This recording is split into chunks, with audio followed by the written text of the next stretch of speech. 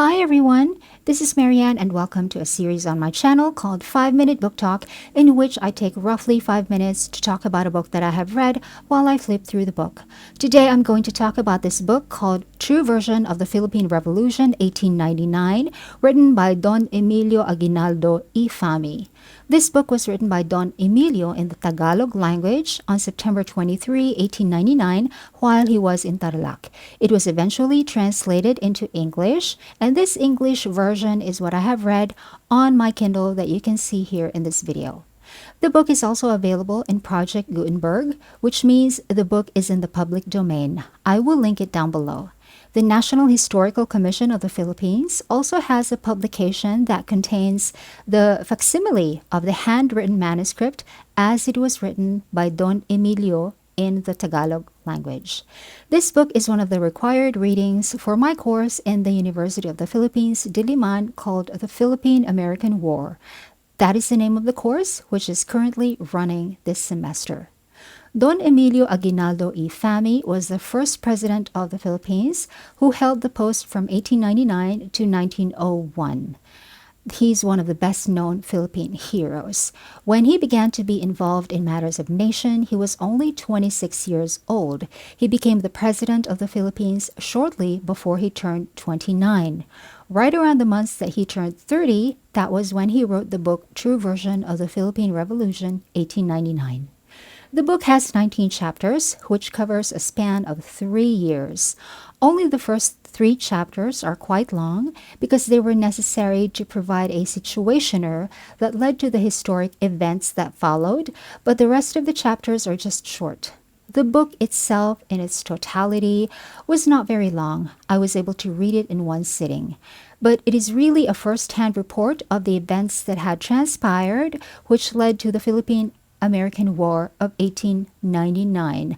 According to the dedication page on the book, the entire book is written by Don Emilio for the purpose of informing North Americans, specifically the people of the United States, about what was really happening in the country during the negotiations at that time, and he really spilled the tea, if I can use modern day expressions. He really named names, he stated the dates and the places of the meetings, he revealed what was said in secret and what was written in private letters.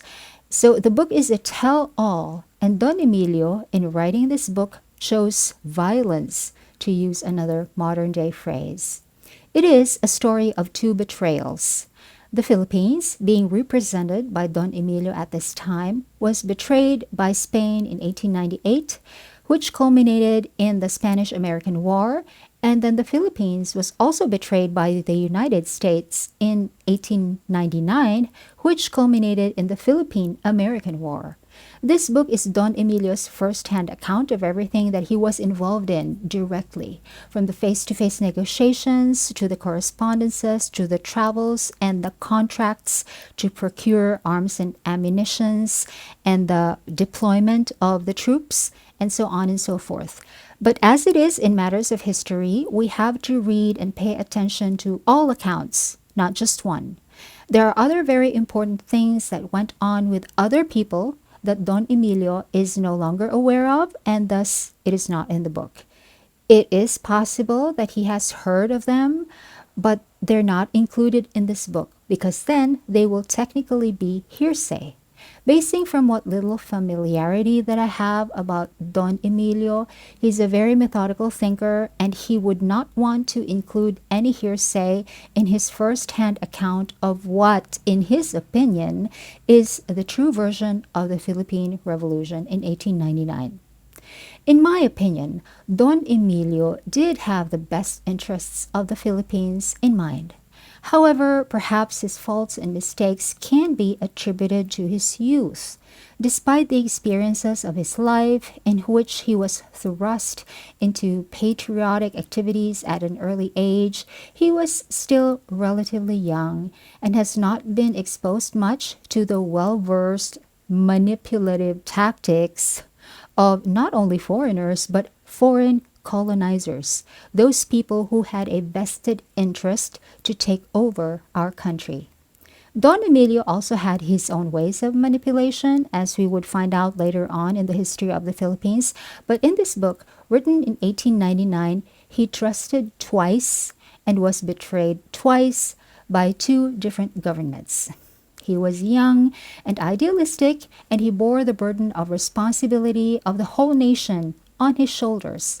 Surely that is not an easy role to take on, but he just trusted too much. I wonder if he ever thought about that later on in his life. He died in 1964 at the age of 94.